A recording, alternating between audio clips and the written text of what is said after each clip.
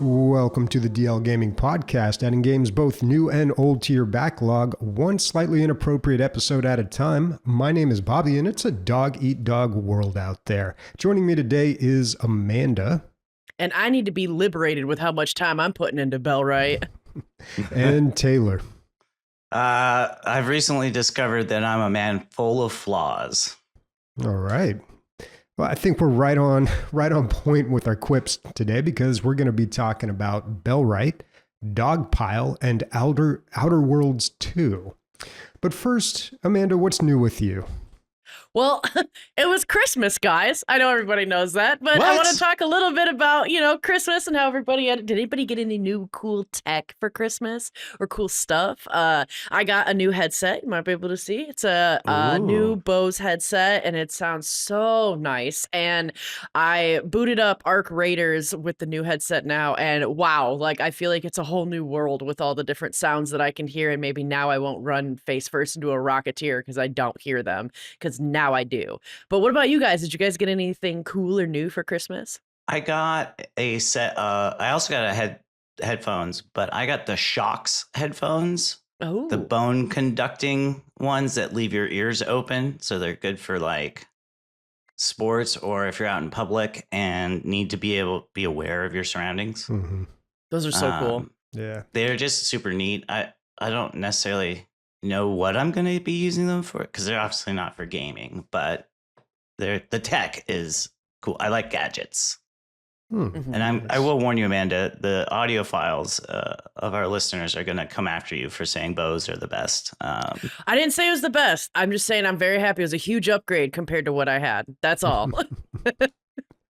I like Bose. I use Bose Sound Sports. Those are earbuds, but they've got wingtips, and you can't buy them anymore. They're very old. I think I lost my original Bose Sound Sports at DLG Con 2023, and I was so disappointed. So I bought these. I'm assuming they're like Chinese knockoffs or something, but you know what? They work just as well, and I really like them. And there is a step up. There's a huge step up once you get out of the gamer headset arena. Mm-hmm. I don't know. It's been a long time since I've really had a gamer headset. Maybe they've gotten better, but I remember Turtle Beach. Yeah, Turtle Beach, Logitech, and all Razer, that kind of thing. All those ones. I remember going through so many of those, and they were all just terrible. And then I finally, got something more expensive, but something that was kind of geared towards a more prosumer audience, and yeah, much, much better. But they're not cheap. Up a whole new world, being able to hear footsteps, that are quiet footsteps in the distance, or being able to pinpoint what direction a gunshot came from. Mm-hmm. Totally. It just really adds to the gaming experience. And I've always said that if you are a gamer and you want good audio, but you also want a microphone, don't buy a headset. Buy dedicated headphones and a dedicated microphone, like a desk microphone or something. They even sell those Ant microphones that you can attach to any headset. But in my experience, headsets are not focused on good audio, like the gaming headsets or the ones that you use for work. They're focused on just being utilitarian. So and lighting up with that RGB. Exactly. Yeah. So this has been a huge step up. What's up with you, Bobby? What's new? So I think I finally fixed the problem with my graphics card. I hope. So if you recall, many months ago, back last summer, I moved my gaming PC from a Fractal Torrent case into a Silverstone RM51 case, which is a rack-mounted case.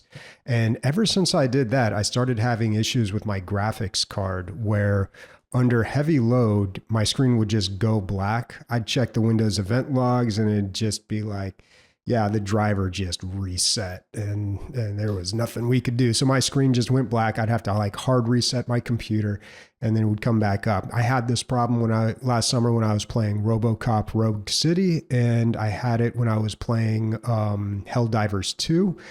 A lot when I was playing Helldivers 2. And I recently had it. It happened one time after playing a very long session of Fellowship. So I knew something was up. And recently, like I've been messing around again with like upscaling. This is something I got into like a number of years ago, like AI upscaling, mostly like 70s cartoons, you know, just that kind of fun stuff. So I've been messing around with that again, and that puts your graphics card under a very heavy load doing any sort of like AI upscale. And so my screen started blacking out again. So I was like, all right, we got to get to the bottom of this. So I open up the case and I look in there.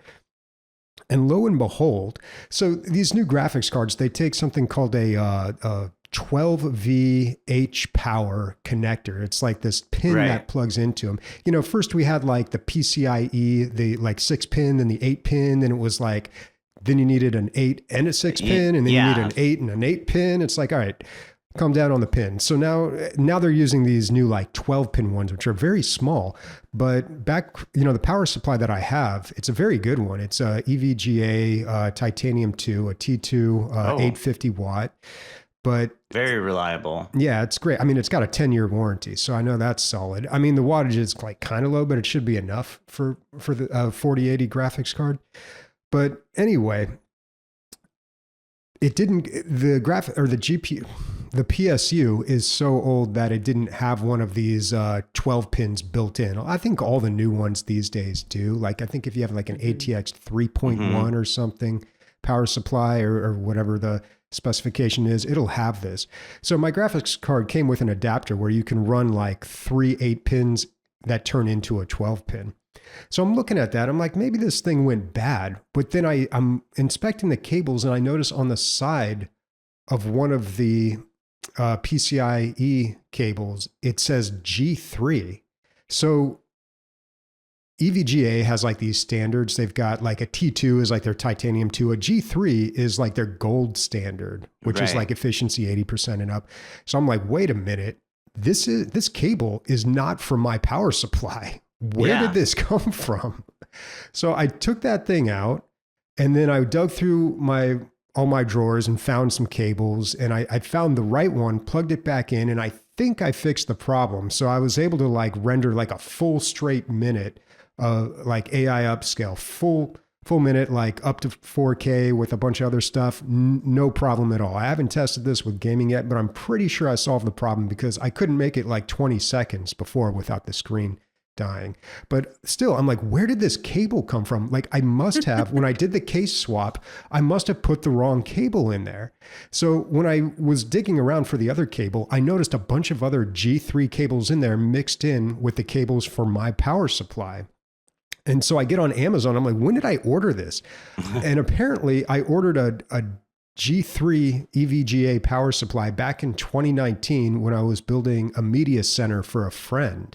And I must not have used the cables and just tossed them in there. And by the way, like public service announcement, you cannot use power supply cables from a different power supply. Like, it's either A, not going to work, or 2, going to cause a lot of problems. Even though these were both EVGA, like they're rated differently. They fit together, like and they fit. Sometimes they won't fit. Like if they're from 2 different brands, it's very likely they may not fit. But yeah, well, actually, if you use them for the same connector, they might. But anyway, I think I finally found the problem, and I'm super happy about that. But I'm just like, God, how did I do that? And like, I wouldn't have known because the cables look exactly the same, except on one of them printed on the side is G3. So I found all the ones with G3 and I threw them out because I don't think those are ever going to get used again. But yeah, so that was quite an ordeal. I mean, that's what you get when you go modular with your power supply, right? Like, maybe we should just all go back to non-modular. You gotta pay attention. Yeah. You gotta pay attention and look at what your cables are. I've run into similar types of problems, but caught them right away because my computer wasn't booting. But yeah, especially if you've been in the hobby long enough and you've got a collection of cables from years and years of PC building, it can be pretty easy to like mix things up. Or like USB cables, you get those. USB-C has like 5 different varieties. There's the power delivery, there's Thunderbolt, there's USB-C HDMI, like one's just for charging your phone, no data transfer. So then it's like, but they all look the same.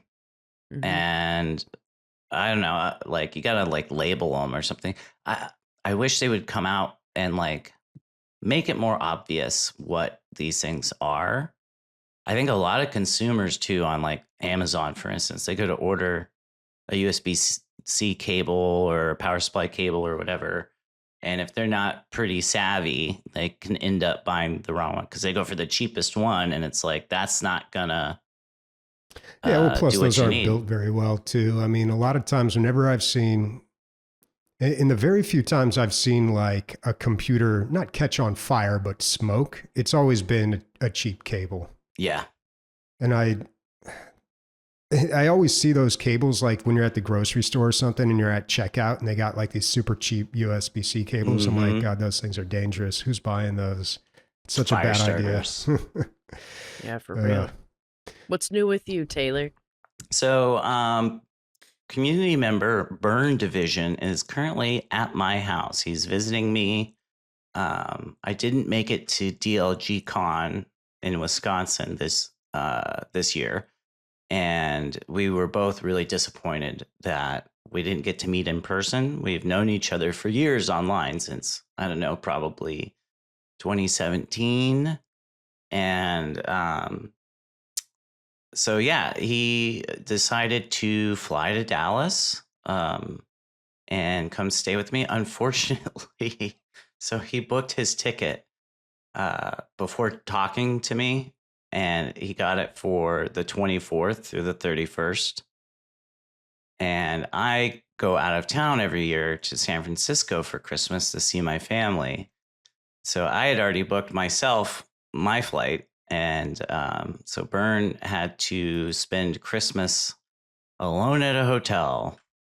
But I managed to rebook my return flight for the 26th.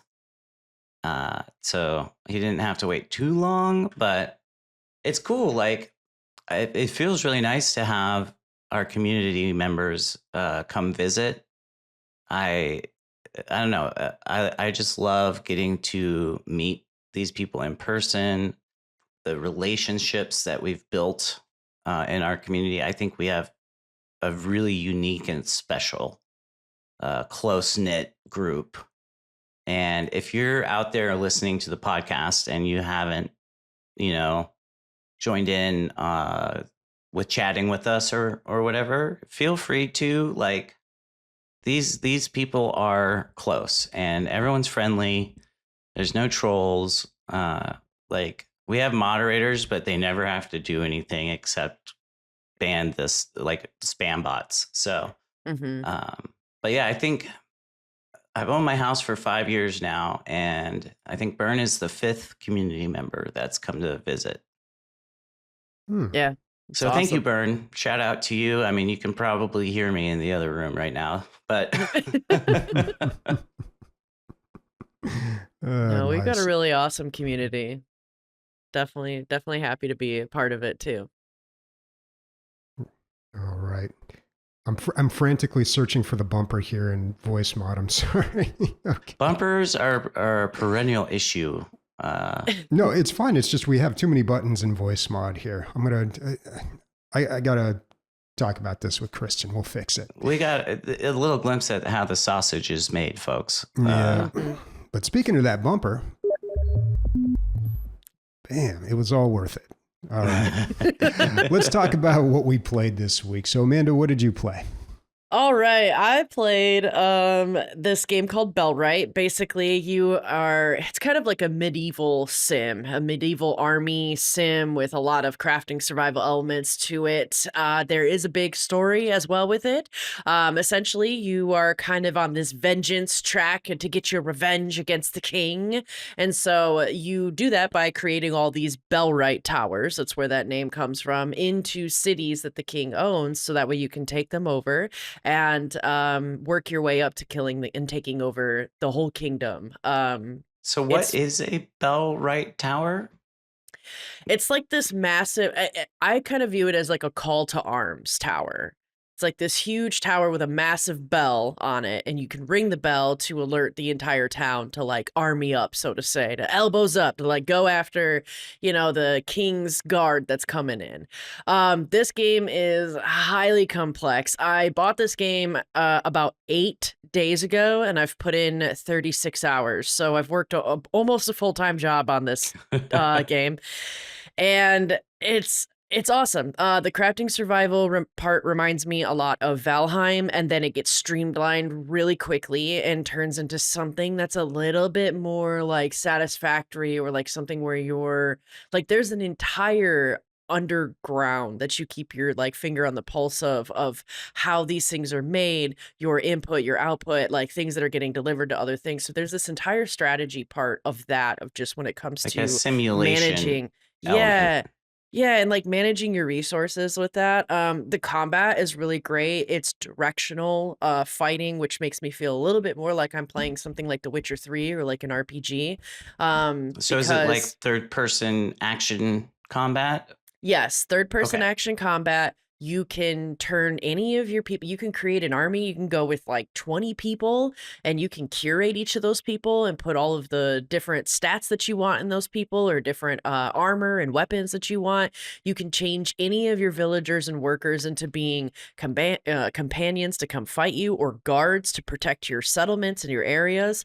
Everybody has different skills and different pros and cons. They have different attributes about them. You don't want to hire like a bunch of slackers onto your farms, things like that. But then, you know, you might want to hire some people that are really strong to obviously come and be a part of your army. So there's so much to this game, and yet it's really nice because very quickly you can make it to where you're never chopping down trees again. And so I just feel like if there's something Bobby's going to enjoy of a crafting survival, I feel like this is a little more of Bobby's level. But even then, he mentioned in the top when we were playing our 5 things of games that it's a huge time suck, and this game is absolutely a massive time suck.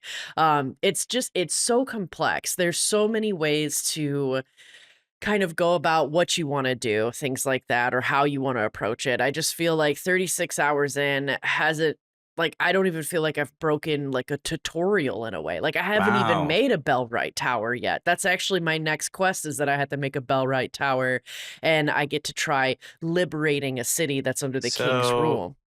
has this 36 hours been mainly like grinding? Are there levels? Yeah, it's been a mix of that. It's been a little bit of grinding and a lot of distractions. Like, I got really into wanting to create a really great chicken coop and have a whole bunch of chickens. And so I have 20 chickens, and I was messing with their like genetic line, so that way all my chickens were black or black and white, like a really cool pattern.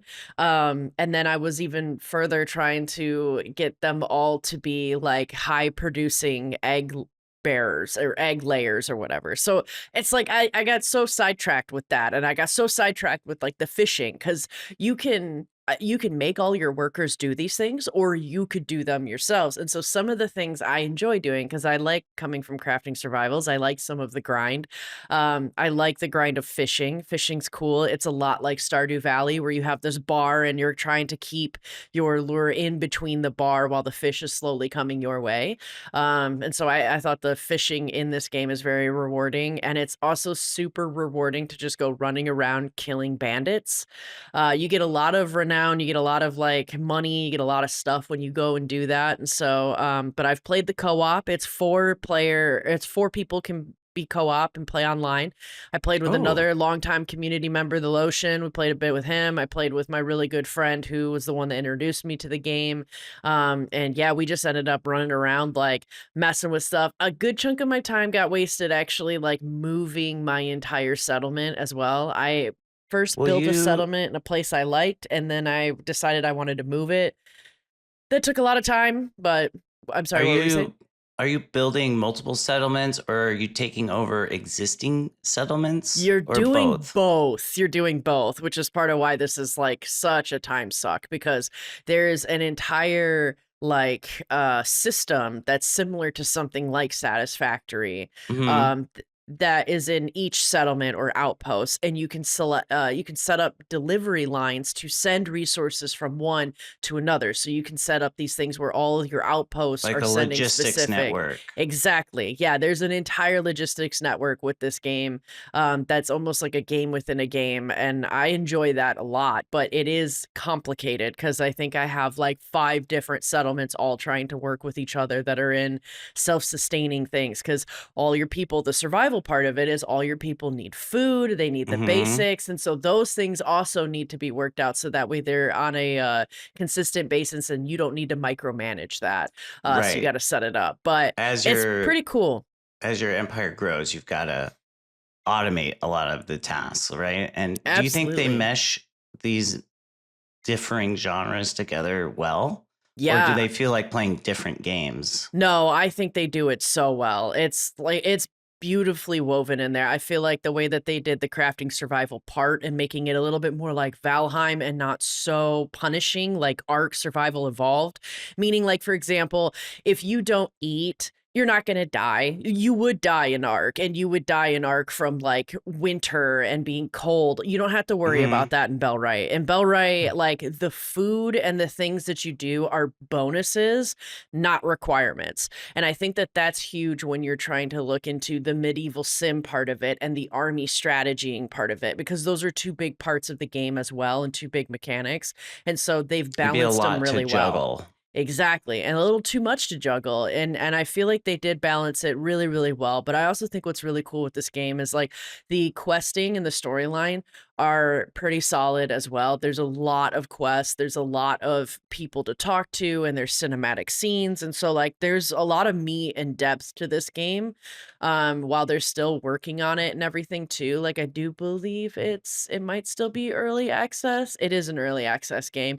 There's so much in this game for it being early access, and that's great. But I think what's really fun and what's really cool is I've only seen, I think, maybe Demeo do this, but I'm curious if you guys can think of a game where like you kind of started as one of the pawn or one of the people on the playing field and then slowly turn into the player that's looking down at all the pawns. Does that make sense? Like, I feel like if this was a game of chess, I started as the pawn and then am slowly ending up as the player determining where the pawns go with this game. I'm not sure I follow. Like, are you meaning like you're coming from being a peasant to being a king? Pretty much, yeah. It's similar. Yeah, that's kind of what I mean with that. Because with Bellwright, what's fascinating is in the very beginning, I feel like the first like 10 to 15 to maybe even 20 hours, depending on how you play, is like you doing all of the peasant shit. The menial tasks. Yeah, you are like chopping down the trees. You are like building up everything. You're very slowly building your first little town. And I've been watching a lot of videos on this game and like seeing kind of a little bit more of what the end game stuff could look like, and it's just crazy. It turns into like a total war game or like some RTS, and that's such a wild different experience than like the first few hours of when you're playing. And like I said, it's like if you were playing a game of chess, with this game you're starting off as just you are the one little pawn that can only move forward. And then by the end of it, you are the actual person playing the chess, determining where all the pieces go. That's so crazy to me as a game. I haven't really seen many games that do that.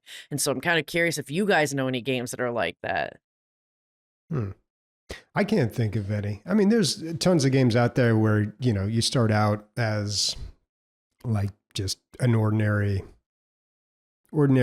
like person, I guess, like peasant type, but you work your way up to like the hero, right? Yeah, the hero's journey. But this like is Sky or Oblivion, where you start out as a prisoner and but you never end up like commanding armies, exactly, or towns or whatever, and like determining the currency dollar and like where everything's going. Like it's just Yeah, I'm trying to wild. think. Like, I don't know that I know of any games off the top of my head that are similar to that experience. Well, it sounds like the gameplay changes, and usually in these games, you just kind of become more powerful. Like you get more abilities, you do more things, but essentially, like it's the same type of game.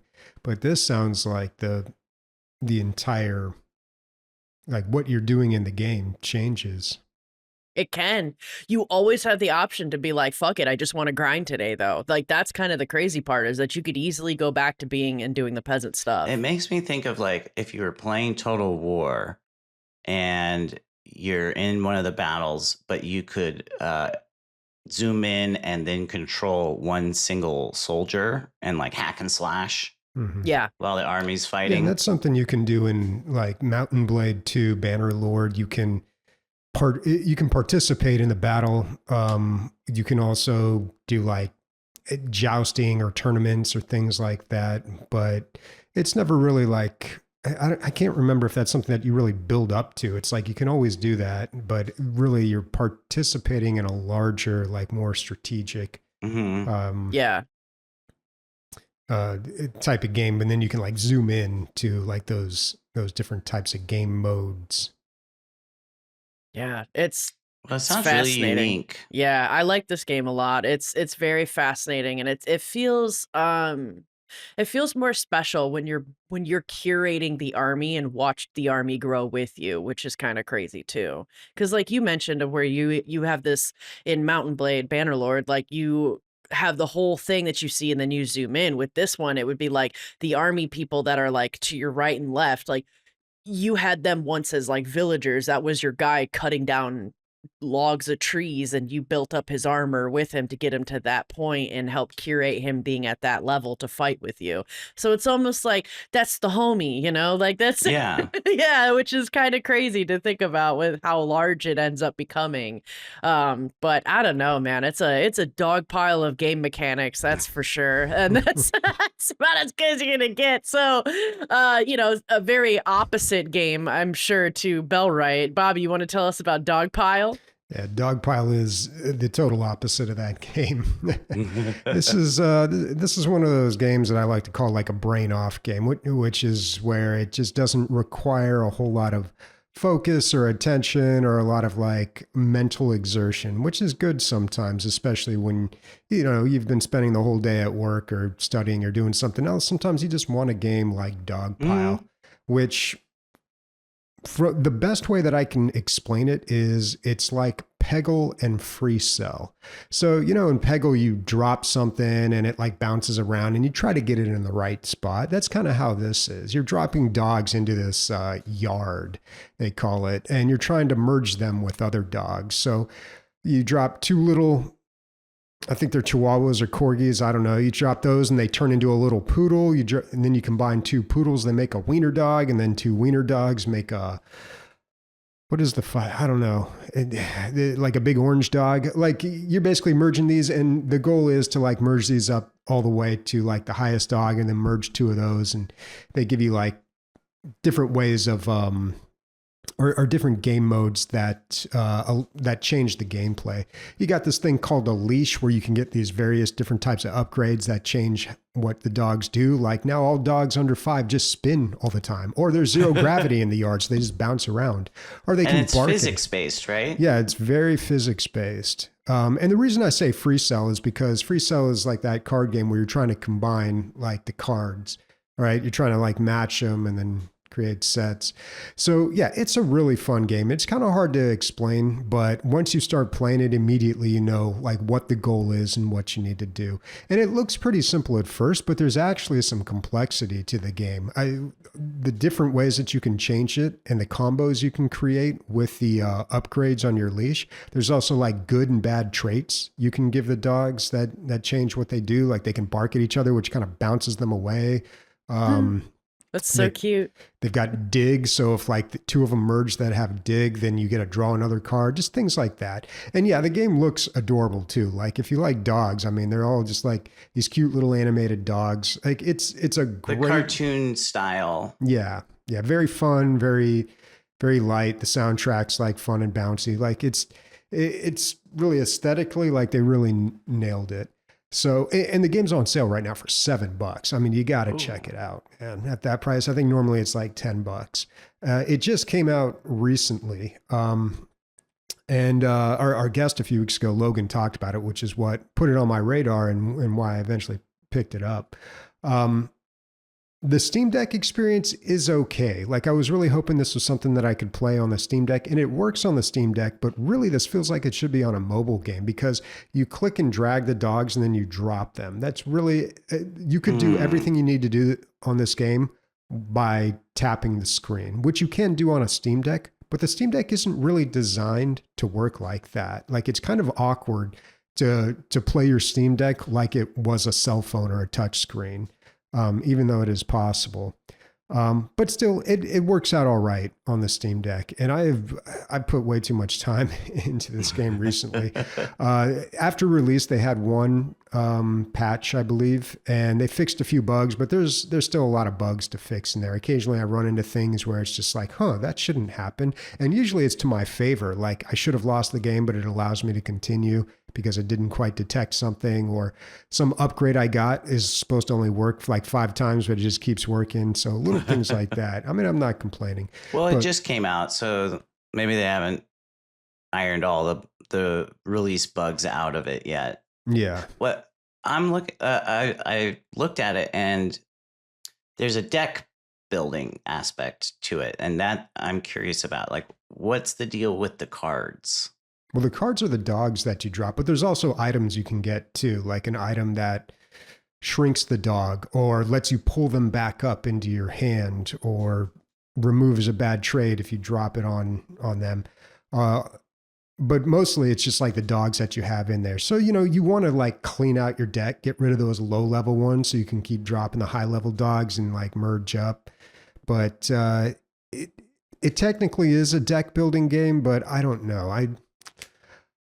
I feel like the deck building tag is like a little overused, and you throw that in there and it's just like, it's just a method to like generate like the things that you use, I don't know. Like, I don't put too much emphasis on like deck building in games. Maybe I should, but you're not like making a deck list that you have to put a lot of thought into necessarily. Yeah, because when I hear deck building, I think of like card games like, Magic or something and strategic deck building, but a lot of times games just use it as like RNG, So, and that's kind of what it is in this game.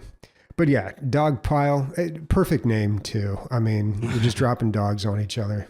So yeah, I definitely recommend this one, especially for the price. Check it out. It's only going to get better at this point. It's super fun. And like, this is just like the perfect game this week, like for me, because I could just pick it up, play it, put it down, resume it whenever. Like, it's fantastic.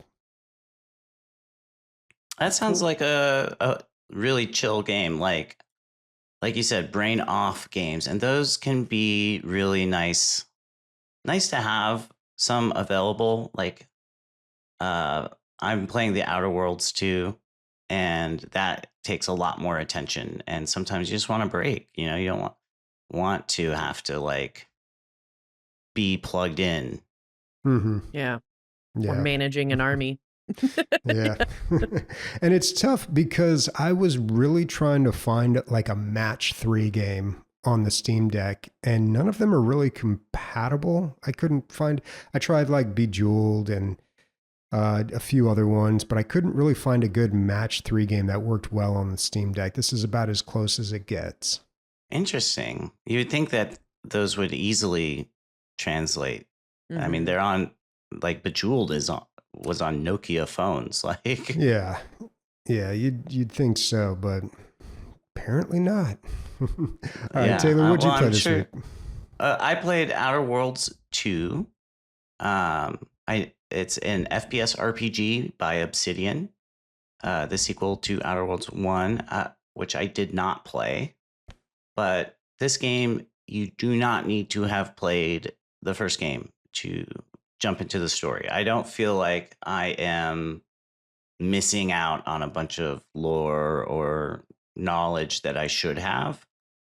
I feel completely comfortable just starting this game up and diving into an adventure. So that's something that I will say is a good aspect of it.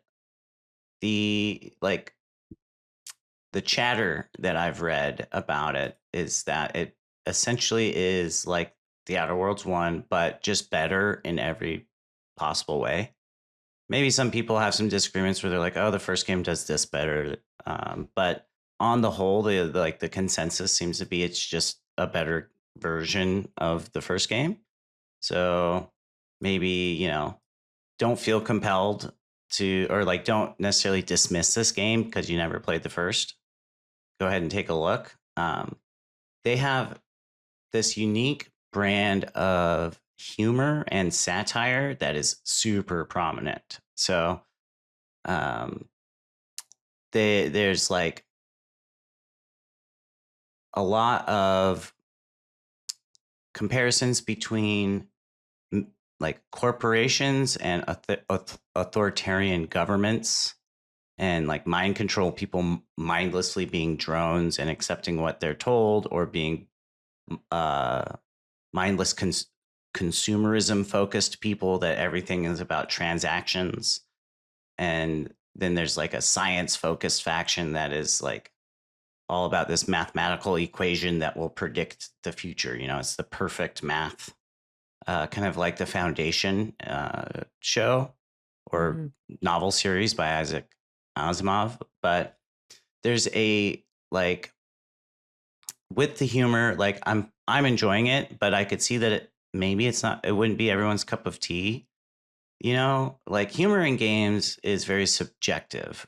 Like I don't know about you guys, but for instance, the Borderlands series humor is not necessarily my type. Like, what kind of humorous games have you guys played that like just missed the mark? Missed the mark. I don't know. I mean, there's games that are trying to be intentionally funny, and then some games where it's just like because of bugs or whatever, Ends the up comedy being kind of hilarious. gets created naturally, like Like a Goat B Simulator movie or something. But there was, this is like by no means like my favorite or the worst, or like, it's just something like I want everyone to remember just because they probably all forgot. But back in the day, there was this game called Bulletstorm. Do you guys remember that? It was Bulletstorm. So it was by People Can Fly, which is the developer that made the Painkiller games back in the day. This was like, I think they like moved somewhere, I think to EA or something like that. And this was like their first big budget game with them. I might be misremembering the company, but anyway, it was like a humorous Call of Duty, but kind of futuristic. It was basically a first person shooter campaign, but it had a real colorful characters, the main character that you played, and he had all sorts of like quips and funny things to say. And I'm sure if I were to play it now, I wouldn't find it nearly as funny as I did back then. But back like 15 years ago, it was a little more, maybe 20 at this point. I don't know. I think the game came out like mid 2000s, late 2000s, but it was there wasn't as much of that, and it was kind of like a commentary on all like the heavy focus on military shooters, and some of it kind of taking itself too seriously.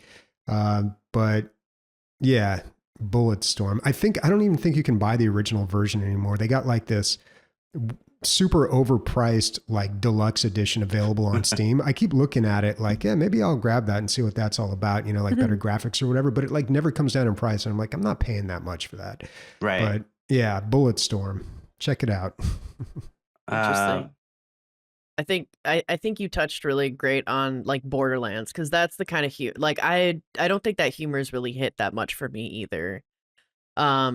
But I do feel like, to me, the ones that like really were funny, I guess I like when games use like breaking the fourth wall as like a comedy shtick, because like a lot of the Rick and Morty based games, like High on Life especially, but I loved Trover Saves the Universe for the same thing. But maybe I just like games that like make fun of me as I'm fucking up, though, because like that's kind of how they are. Yeah, like I feel like if I'm messing, I remember with Trover, I was taking my time and like they're commenting on it like, oh yeah, no, sure, the world's just dying, but sure, whatever you're doing, sitting in your inventory or something. Like I love that. Like I think that's so funny to me. In Outer Worlds 2, like I just encountered this last night. I met this like trapper person that was in a cave, and so there is stealing in this game. There are items that when you mouse over them will say steal X instead of pick up X. And if you get caught, you lose reputation, and eventually the town guards will be called,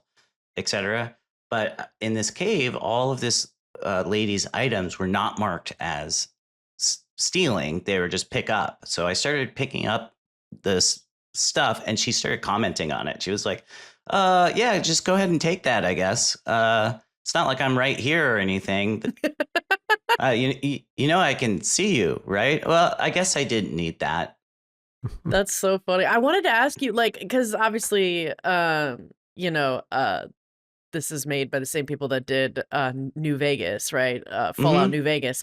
How does that compare to kind of this, like, especially in cases like the humor and things like that? Because I do remember Fallout New Vegas being pretty funny, actually, in some ways. Yeah. I would say that one of the things that this game does so much better than New Vegas, as good as New Vegas is the reactivity. New Vegas has a lot of reactivity as well, definitely more than Fallout 3. But there is so much of it with your choices being reflected, not just in dialogue, like so many games. You know, you can make different dialogue choices and you'll get different answers as a result, but nothing really actually changes. You know, you might get a different quest reward or something. In this game, like it's reflected both in the dialogue and in the world itself, and the choices you make will have far-reaching consequences. I haven't finished the game yet. I'm only on the second planet, and I don't know how many there are, but I made a choice right at, like, in the tutorial, actually, that has ended up coming back. And I'm just now, like, after 10 hours, discovering the effects of that choice in the world. Like, I came across this, like, refinery place that got damaged during, like, this infiltration thing that I did. And that damage persisted because of a choice I made. Like, I could have, you know, damaged it as a distraction, or I could have done the sneak route. And I thought that was so cool. Like, and I'm looking forward to seeing what other things will have changed as I progress, you know, since they're not making them immediate. Like, so often in games, you make the choice and the effect of it appears immediately. Like in like Fallout 3 is another example. Or Fallout 4, one of them, there's the city, like Megaton, and there's the nuclear bomb in the center of it, and you can choose to set it off and blow up the town. But doing that, it's an immediate result. Totally. Whereas this game seems to have more things spread out. So then you go like, oh man, I had no clue when I decided to do that it would result in this. Oh, that's cool.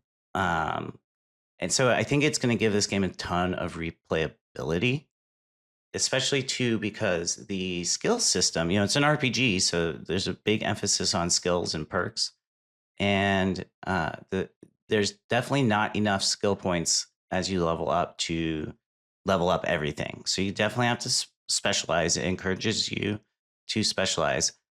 But what I really find unique and cool and fun about this game is the flaw system. So you, at the start of the game, when you build your character, you can give yourself a flaw to get an extra specialization.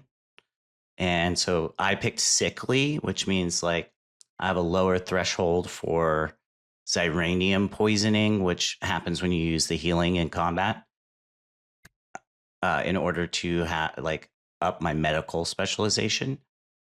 But flaws appear in this game as you're just playing randomly. Like, so for instance, I just got one recently where I'm a compulsive reloader in games. Like, I kill an enemy, and if there's not one immediately in front of me, I reload my gun, so I never run out. And I had just finished combat, like some combat encounter, and I got a pop-up, and it says, we found a flaw in you. And I forget the name of it, but it's basically you're a compulsive reloader. And so the flaw is I get plus 50% magazine capacity, but if I ever let myself run dry, I get a 40% damage debuff for like a decent amount of time. So Dang. You don't have to accept the flaw.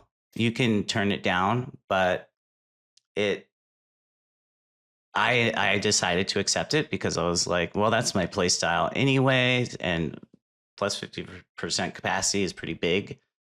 But I really like that style. Like, that's more reactivity. It's reacting to how I am playing the game.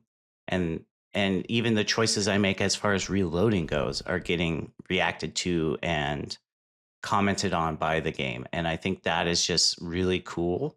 That is really cool. I'm really looking forward to seeing what other flaws I discover as I play. And I'm sure there's people out there that are like doing builds based around getting a certain flaw at a certain time, or like one of the flaws I got I got the option to take and didn't take was like would have made me level up each skill like to the same number before I can level up another skill. Anyway, I just think more games should have that kind of system in RPGs space at least. But speaking of the humor, my one complaint would be occasionally the satire is a little too in your face. Like it's like, I get it, you know, like consumerism can be bad. You don't have to make it so obvious. Like, respect my intelligence that I can understand the themes, and you don't have to explicitly say everything.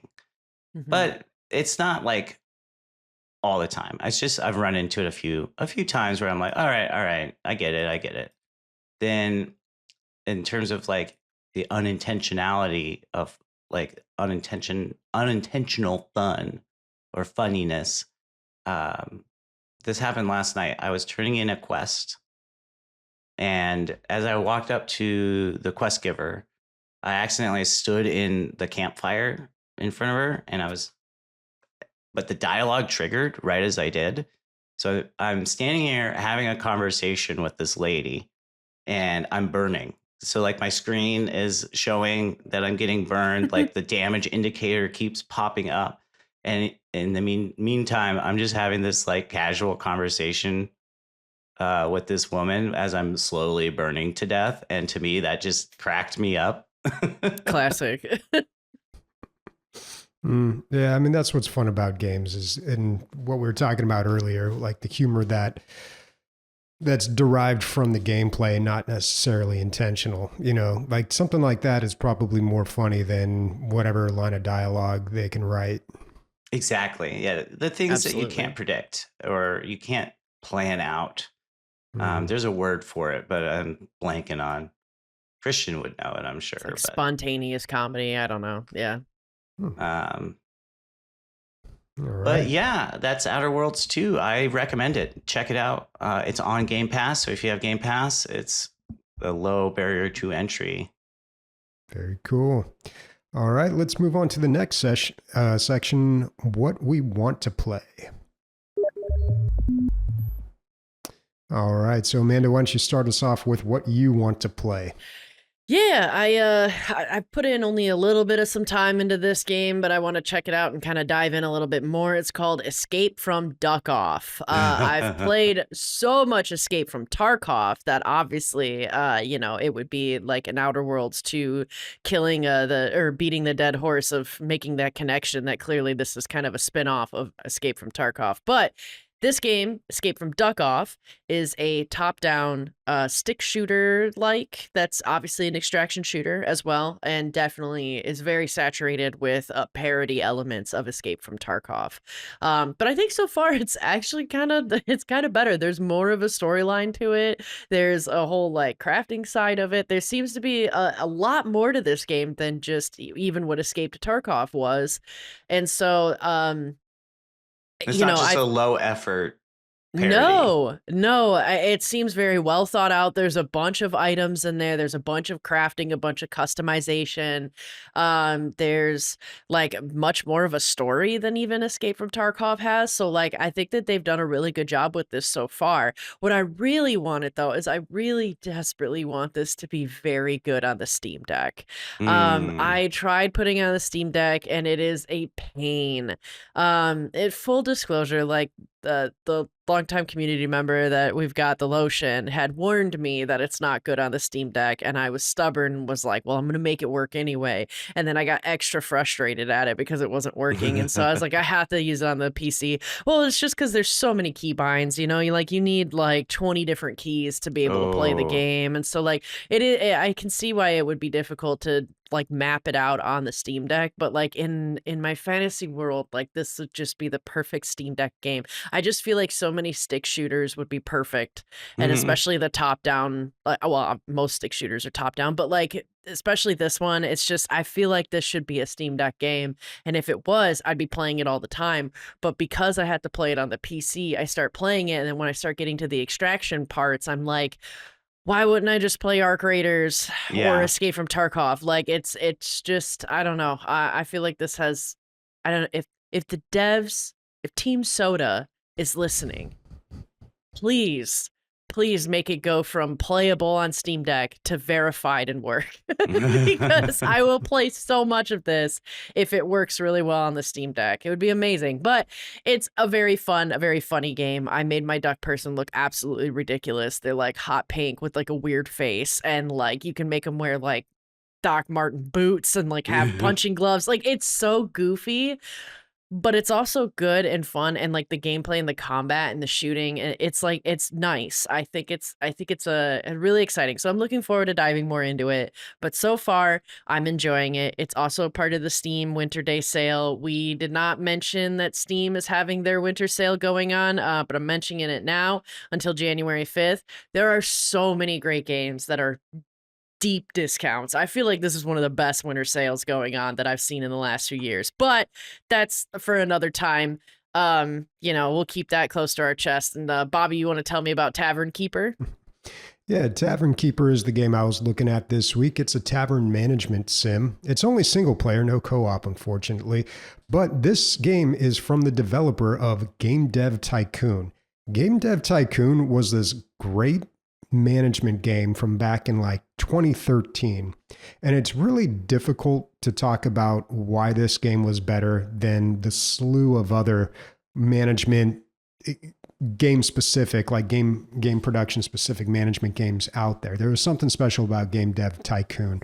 God, you could probably even hear me talk about it on a really old episode of the podcast, but I really enjoyed that game.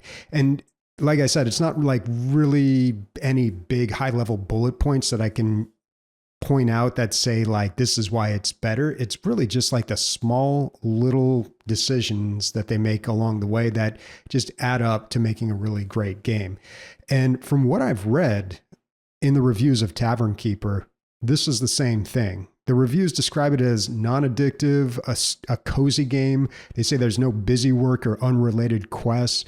Someone said it's like a management game with a soul. And I was like, wow, intriguing. But I believe it because this developer has like knocked it out of the park before. And apparently they've just been doing nothing since Game Dev Tycoon, like 12, 13 years ago.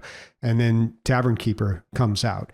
So, I mean, for that alone, I'm very interested in this game. It's in early access right now. It came out in early access back in early November. It's on version 0.7. I don't know when they're planning on releasing it, but so far it sounds really good. I guess there's like RPG story elements as well. But I wish it was multiplayer, but I know that's a lot to ask. But still, something to keep an eye on. It looks cool. Like the trailers make it look cozy and fun, and I haven't had a good cozy game in a while. And I'm really comparing this to Traveler's Rest because that's a game that I picked up. It does have co-op. It didn't when I originally got it. And that game was a lot of fun, but I felt like they kind of over tutorialized you a little bit, and it got a little repetitive. So I don't know. I haven't gone back to it since, but it sounds like Tavern Keeper might be the way to go here. I don't know. We'll see. It's on sale right now, $23.99. Winter sale going on. Also worth mentioning, the Epic is probably having a sale, but they give away a ton of games this time of year. On Christmas Day, they gave away Disco Elysium. So hopefully you are around and pick that up. Big. Very nice. For me, what I spotted new this week is Demeo times Dungeons and Dragons Battlemarked. So Demeo has finally teamed up with Wizards of the Coast to produce an official D&D adventure game in the classic Demeo style, which, if you're unfamiliar, Demeo is like a virtual board game where you have like figurines that you would use in D&D on like a grid-based map, and you have different characters, like there's a berserker, a wizard, a thief, and they each have abilities that use cards to activate in combat. But they have teamed up with Wizards, so now this new game has all of the classic D&D classes available for you, but they're all pre-made characters. You're not in here building your own. You know, the paladin has a name and a story to him already. You're just picking him up and playing with him. What I'm curious to see is if this is going to be a bit more story and adventure focused than Demeo, because Demeo on its own is really just battle focused. There's not a lot going on story wise or quest wise. There's a couple like gameplay elements where you have to collect some potions before you leave the dungeon or something, but it's mainly a combat simulator. And this game is going for $30 right now. And to me, that's a little steep, having to pay $30 for Demeo again, just to get the D&D stuff. If it's just reskinned regular Demeo, like I don't want to have to buy a second copy of this, basically the same game. I completely agree. Yeah, that was the first thing that I thought of, is that like it seems a little steep. I don't unless get why there's they more... couldn't have just made it a DLC for Demeo. Like, totally. Why does it have to be a separate game? And it looks like there is they're gonna have more in 2 campaigns like at launch. So they have like a few campaigns, but yeah, there's 2 I feel like available right now, and they'll be making more. yeah, it still feels like quite a lot. I'm glad that it is VR supported still, because that was actually something that I loved about Demeo. Demeo is one of my favorite VR games because it's so much fun to actually physically pick up like you really feel like you're immersed in playing You're a game standing with at your a friends. table. Yeah, exactly. And so like D&D made perfect sense that that's exactly like the direction it should go in. But yeah, this seems a little it definitely seems like it's got a Wizards of the Coast stamp of high price on it for sure. So I don't know. Interesting. Well, I'll be curious to see what happens with it. Maybe I'll pick it up on a sale or something, but as it stands, it's not, I don't see the value there yet. Right there with you. All right. Okay, so that's it for what we want to play. Let's skip on over and check in with our community.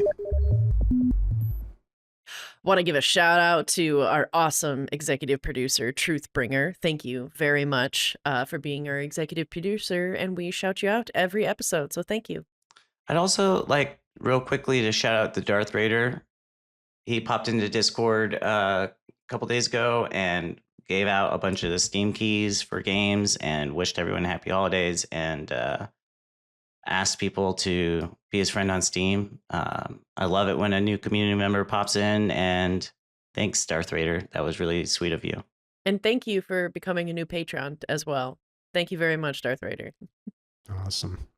So Taylor, what we got for listener questions and corrections? Yeah, so Time Killer B asks, what do you hope for in the new year of 2026 for gaming? I hope I hope that I can get something that is like Ark Survival Evolved. I mostly want to be able to have a farm of creatures. I'll Okay. take fantasy creatures. I'm craving dinosaurs, so maybe I should just play Ark Survival Evolved. But I would love to see a like refiring of a good difficult crafting survival, and Bobby would hate it. I'm really hoping that Deep Rock Galactic Rogue Core lives up to my very high expectations. Yeah, and I'm sure it's going to be good, but the expectations are pretty high. Like, I think I'm going to like this more than the original Deep Rock Galactic game itself. But sometimes when you set those expectations too high, you set yourself up for disappointment. I'm also just really excited to see what comes out of the indie scene. You know, you never know where that's going to go, what you're going to get with that. And that's always the most exciting, is like the stuff that people come up with and it just takes off, you know, like blueprints. Totally. Yeah. So I'm really excited to see what happens there. And yeah, I mean, that's really just what I'm looking forward to in 2026 as far as gaming goes. Maybe beating Doom 3. We'll see if that happens. I would like to play some more games than like more a greater variety. This 2025 year has been very RPG focused, with the exceptions of like playing Dune Awakening and a couple other games like that. I'd also like to see more co-op and group gaming. I feel like I haven't done a lot of that this year, but mainly I'd like to see the industry itself, the gaming industry, be in a better spot.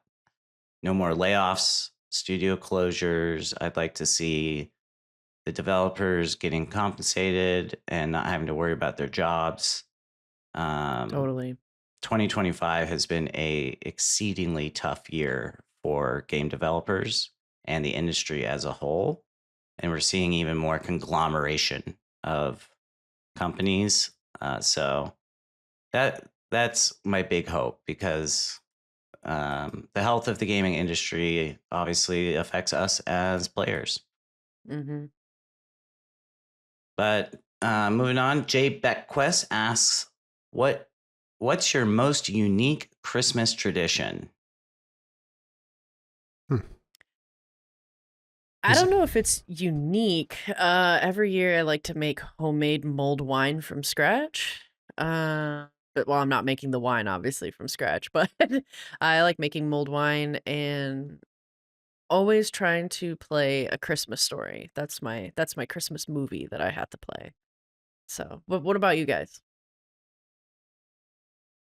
I don't really have any unique Christmas traditions, I think.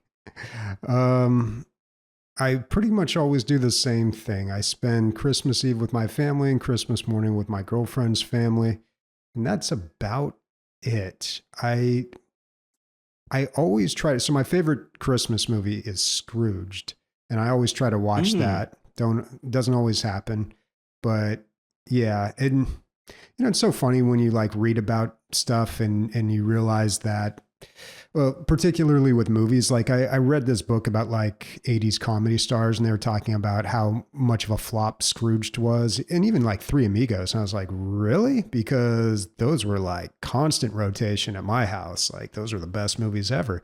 But yeah, love that movie. Modern telling of the classic Christmas Story, but with Bill Murray in the 80s. Yeah, Scrooge is great. I didn't realize it was a flop, but I love that movie. Yeah, apparently it didn't do too well. So like when Bill Murray made like $1 bazillion on Ghostbusters, he just kind of like, he wanted to be a serious actor. He did like some like war movie or something. And then he just disappeared to France for like a couple of years and didn't talk to anybody. And then he came back, and this was the movie that he did when he came back. And he didn't really kind of find his niche like the Bill Murray that we know and love now Mm-hmm. until Groundhog's Day. But enough about Bill Murray. What about you, Taylor? I would say most unique Christmas tradition. I don't know if this is unique, but my family has always done it. We get scratch off lottery tickets in our stockings. And that's my whole life.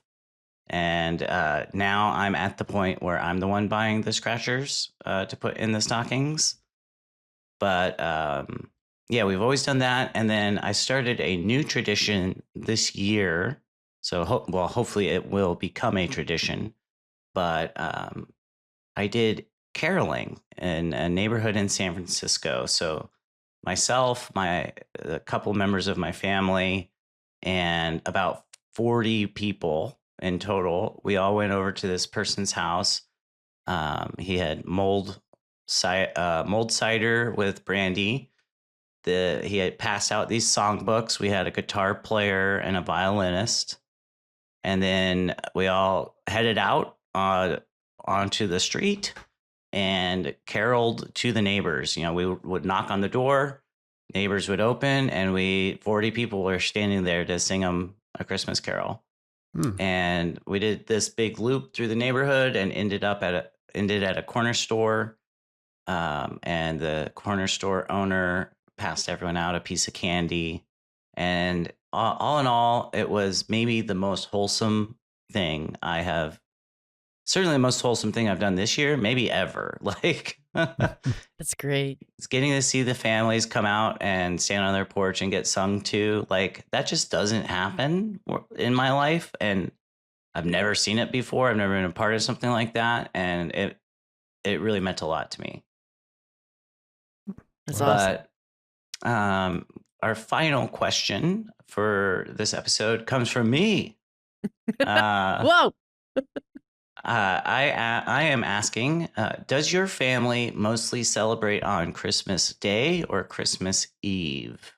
Like I'll start. My family growing up, we always did presents and big dinner and like all the main Christmas celebration happened on Christmas Eve. And then Christmas Day was lounge and play with your new toys, except for like the big Santa toy was Christmas morning. Or like if you got a new bike or something. But then the rest of the Christmas Day was lounging around the house and going to the movie theater. But what about you, Bobby? Yeah, presents were always Christmas morning. Like we always had to wait to that. Nothing, not even one on Christmas Eve. Had to be Christmas morning. But like now that I'm older, like my family celebrates everything on Christmas Eve. They also do like games on Christmas Day. They'll smaller group, which small for us is like 20 people. But They'll get together on Christmas Day and play games. And usually I can't attend that because kind of the way that we've split it up is, Christmas Eve with my family, Christmas Day with my girlfriend's family. But this year we were able to work it in. So that was really cool. Nice. For me, growing up, it would always be, we would open up maybe one present, but no more than two on Christmas Eve. And then the bulk of everything is done on Christmas Day. But we'd get like a little teaser on Christmas Eve. Nice. That's fun. Yeah, it gives you an opportunity to sneak down. Would you eat the big meal on Christmas Day as well? Typically, yeah.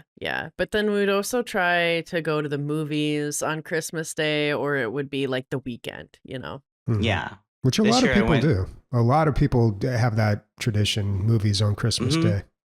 I went and saw Avatar Fire and Ash on Christmas Day this year, and it was busy at the movie theater. I waited in the concessions line for like 30 minutes. Wow.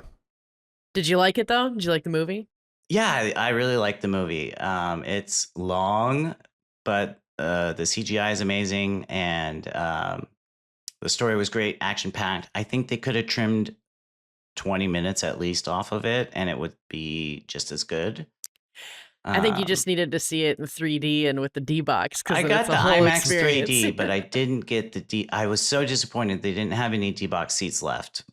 That's a whole experience. If I could recommend that to all of our listeners, if you get the opportunity to see something that is super cool in 3D, do it as a D-Box if you can. Because I don't think all movies should be D-Box, but a movie like Avatar, oh my God, yes. Yeah, like that's perfect. If you could see it being like an experience. Specifically for D-Box. My dad hasn't seen it yet, so I might take him. It'd be worth it, dude. It's cool. It's very cool. But anyway, what are we plugging, Bobby? We are plugging our Game of the Year episode, which is coming up. So be on the lookout for that. We're going to be talking about the best games, the worst games, the whatever games that we played last year. And, well, technically this year, but yeah. Spoiler alert, it's not going to be Claire Obscure. Yeah. That's true. This is not, the DLG is not having the Claire Obscure awards like the video game awards did. All right. Well, again, my name is Bobby, and joining me today was Amanda and Taylor. Be sure to tune in next week. Amanda's going to be checking out Escape from Dukov, quack, quack. We'll see how that goes. And Taylor, or Amanda, why don't you tell us what we're playing them out on? Well, we're playing out some music from The Outer Worlds 2. So, goodbye. Mellow. Yeah. This is music to sleep to. It's like a Or sound meditate. bath. Yeah. Like breathe in for 4 and breathe out. And subscribe.